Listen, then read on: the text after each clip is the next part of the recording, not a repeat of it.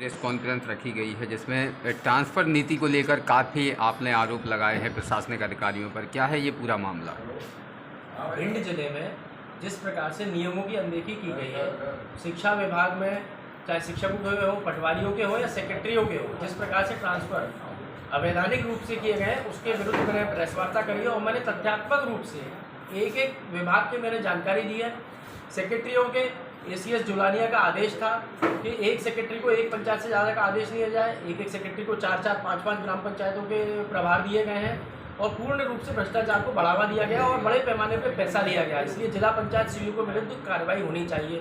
पटवारियों की बात की जाए तो स्वयं कलेक्टर और SDM के द्वारा आदेश जारी किए गए हैं और 10% से अधिक कर दिए गए, जबकि स्थानांतरण नीति स्पष्ट रूप से ये कहती है कि 10% से ज़्यादा नहीं किए जा सकते एक वर्ष के अंदर कर दिए गए। तो उसमें क्या छुपी इनके इंटेंशन है, क्या इन लोगों ने भ्रष्टाचार किया है, उसको उजागर करें, इसको पुनर्विचार करके निरस्त करना चाहिए। सबसे बड़े पैमाने पर भ्रष्टाचार हुआ है शिक्षकों के स्थानांतरण में। कुछ जैसे पठा है, पठा में 2 शिक्षक थे, प्रशांत भदौरिया और विनोद भदौरिया, दोनों को हटा के शिक्षक विहीन कर दिया। विकलांग लोगों को ट्रांसफ़र कर दिए, जबकि स्थानांतरण नीति स्पष्ट कहती है कि विकलांग जब तक स्वेच्छा से ना दे आवेदन तब तक उनका ट्रांसफ़र किया ही नहीं जा सकता। कंडिका 22 के तहत, कंडिका 20 के तहत सब लोगों के अलग होने चाहिए, प्रशासनिक की लिस्ट अलग आनी चाहिए, स्वयं के व्यय की लिस्ट आनी चाहिए अलग, कोई ऐसी अलग लिस्ट नहीं बनाई गई। कंडिका 26 के तहत जो लोग 1 वर्ष से कम में जिनका रिटायरमेंट बचा हो उनको ट्रांसफ़र किया ही नहीं जा सकता। ऐसे श्री कृष्ण शर्मा जी हैं, उनका शायद 10 या 11 ही महीने बचा है रिटायरमेंट, उनको भी ट्रांसफ़र कर दिया गया। तो इस प्रकार से बहुत ही बड़े पैमाने पे भ्रष्टाचार हुआ है और जिला CEO जो जिला के DEO हैं, जिला शिक्षा अधिकारी जो प्रभारी बनाए गए हैं, वो बहुत ही अयोग्य हैं इस पद के लिए। उनको सिर्फ इसलिए प्रभारी बनाया गया है क्योंकि भ्रष्टाचार को बढ़ावा दिया जा सके।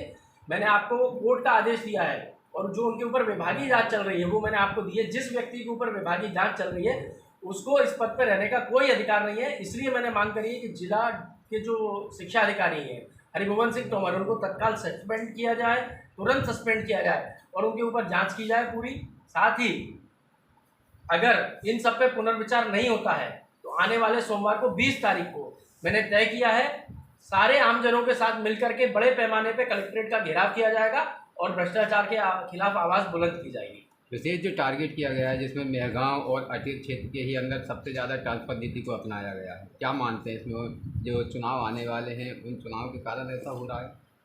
भाई चुनाव में अभी हालांकि समय है, मैं ये समझता हूँ कि मेरे हिसाब से इसमें भ्रष्टाचार है और दोनों ही जगह जो आपने विधानसभाओं के नाम लिए दोनों ही जगह मंत्री हैं। शायद मंत्रियों के पेट भर नहीं पा रहे होंगे तो अधिकारियों से वो कमाई चाहते होंगे और अधिकारी कमाई कर करके उन तक पहुँचा रहे होंगे, इसलिए इस प्रकार की धांधली की गई है।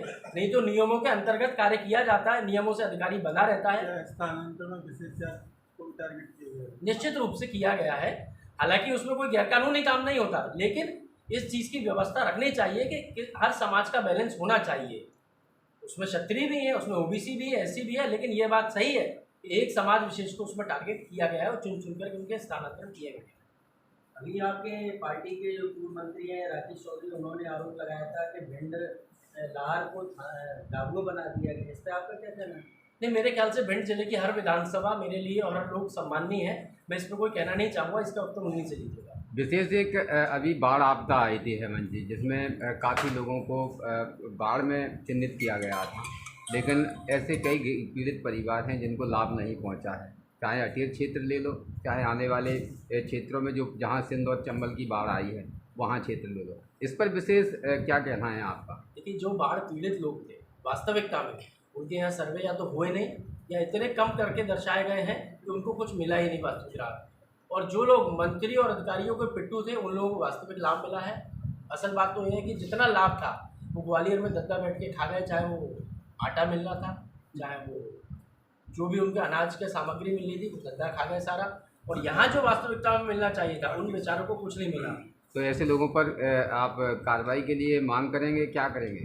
निश्चित रूप से मैं तो मांग करूँगा कि ये तो एक ऐसा विषय है जिसमें हर बेचारा हर व्यक्ति प्रताड़ित हुआ, लोग और अपनी जान से खेले, वो कितने दिन बीमार रहे, कितने क्या क्या आपदा नहीं झेलनी पड़ी। ऐसे में भी अगर राजनीति की गई है तो मैं तो पहले ही मांग करूंगा कि कार्रवाई तो होनी चाहिए, साथ ही साथ उनको न्याय भी मिलना चाहिए। विशेष हेमंत जी, 2 जिले हैं आपके भिंड जिले में, 2 विधानसभाओं में एक ही दंडाधिकारी उस चीज़ को संभाल रहे हैं, SDM महोदय।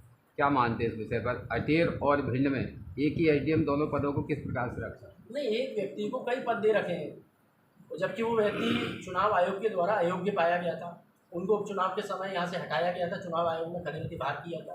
एक अयोग्य व्यक्ति को आप चार्ज दिए जा रहे हो, तो दिखा रहा है भ्रष्टाचार की बुआ रही है। या तो कोई योग्यता का उनको कोई मेडल मिला हो, जो मुझे तो नहीं पता, कोई राष्ट्रपति ने बहुत बड़ा पुरस्कार दिया हो।